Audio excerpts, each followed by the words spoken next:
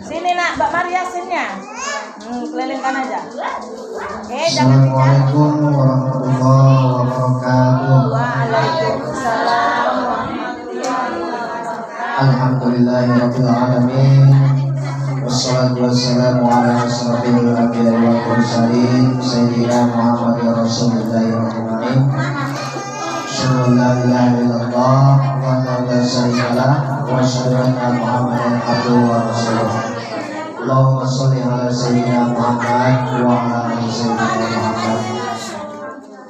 Yang kami muliakan ibu sohibul baik seluruh keluarga di rumah ini, yang kami muliakan ibu-ibu jamaah Yasin Al-Hidayah yang insyaallah dimuliakan oleh Allah Subhanahu wa taala.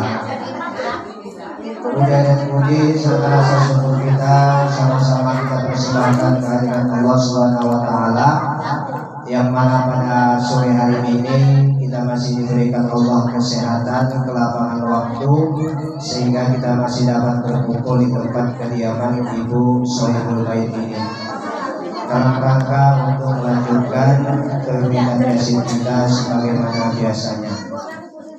Selawat dan salam tidak lupa pula kita sampaikan kepada junjungan kita baginda Rasulullah Muhammad sallallahu alaihi wasallam, para keluarga dan sahabat-sahabatnya sekalian, dengan ucapan Allahumma sholli ala sayyidina Muhammad wa ala ali sayyidina Muhammad.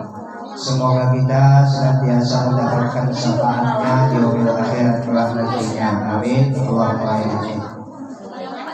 Baiklah ibu-ibu para pemirsa yasin yang dimuliakan Allah, sebelum kita melangkah untuk melanjutkan acara berikutnya, sedikit di sini kami sampaikan tentang hukum mengikir gigi. Sebagaimana Rasulullah SAW bersabda, yang artinya dilaknat perempuan-perempuan yang menjarangkan giginya supaya menjadi cantik atau merubah ciptaan Allah. Jadi kalau kita udah jelek, bu, jelek aja lah, ya kan? Jangan dirubah-rubah. Wajah tak boleh dirubah, hidung tak boleh dirubah yang pesek jadi mancung. Ternyata tak boleh dalam agama. Ya itu dia. Lalu Rasulullah juga jelaskan bahwa dilarang menggigir gigi, dan Rasulullah melaknat perempuan yang memasang tato. Jadi kalau ada perempuan-perempuan yang memasang tato di badannya juga tak boleh. Banyak sekarang perempuan-perempuan di luar sana yang memasang tato di badannya. Ternyata itu dilarang di dalam agama kita. Lalu yang kedua, mencabut atau mencukur bulu ketiak. Ya, ternyata ini sunnah. Para ulama fikih sepakat bahwa mencabut bulu ketiak itu hukumnya adalah sunnah, baik itu laki-laki ataupun perempuan. Sedangkan sunnah tersebut merupakan sunnah fitrah yang membedakan antara wanita muslimah dengan wanita non-muslim. Maka dari itu, bagi wanita remaja atau dewasa telah menikah ataupun belum menikah, hendaknya menjaga sunnah tersebut, yakni dengan mencabut bulu ketiak apabila mulai panjang. Jadi kalau ada bulu ketiak ibu-ibu, tapi aku yakin tak ada bulu ketiak ibu-ibu. Yang banyak bulu ketiak bapak-bapak ibu. Jadi sunnah mencabutnya. Kata Rasul, cabut dari sebelah kanan. Jadi cabut dulu dari sebelah kanan, baru sebelah kiri. Begitu juga memakai pakaian. Pakai pakaian, kata Rasul, sunnah memakai pakaian kanan duluan. Jadi kalau pakai baju, pakai duluan yang kanan, baru yang kiri. Begitu juga dengan sendal. Pakai sendal, bu, sunnah hukumnya pakai yang kanan duluan, baru yang kiri. Jadi mencabut dan mencukur segala bulu ketiak kita itu adalah hukumnya sunnah yang disunnahkan oleh Rasulullah Shallallahu Alaihi Wasallam. Bersumber dari Yunus bin Abdul A'la katanya, saya datang ke rumah Syafi'i. Saya dapati di sampingnya terdiri seorang tukang rias sedang mencabut bulu ketiaknya. Maka berkata Syafi'i, saya tahu mencabut bulu ketiak itu hukumnya sunnah, tapi saya tidak kuat karena sakit. Jadi karena sakit ya, kalau dicabut memang sakit. Tapi tahan kalah, namanya pun sunnah. Kalau mau dikerjakan berpahala, tak dikerjakan juga tak berdosa. Itulah hukumnya. Cuma jangan sampai 40 hari. Kalau motong kuku jangan sampai 40 hari udah dipotong. Kalau cabut bulu ketiak jangan sampai 40 hari udah dicabut. Karena kalau udah 40 hari takut dia lebat, susah nyabutnya, ya kan? Nah, jadi kalau belum 40 hari berarti enak nyabutnya. Nah, begitu juga dengan laki-laki mencukur kumis dan jenggotnya, jangan sampai 40 hari.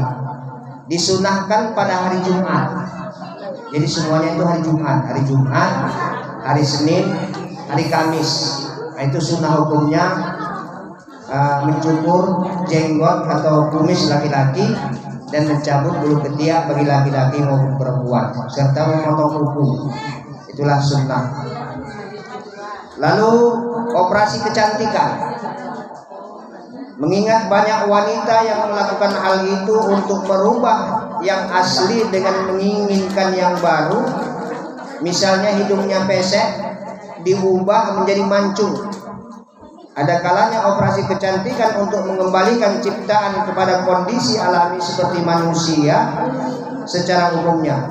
Tetapi ada juga yang dilakukan untuk merubah keadaan yang sudah wajar kepada bentuk yang diinginkan.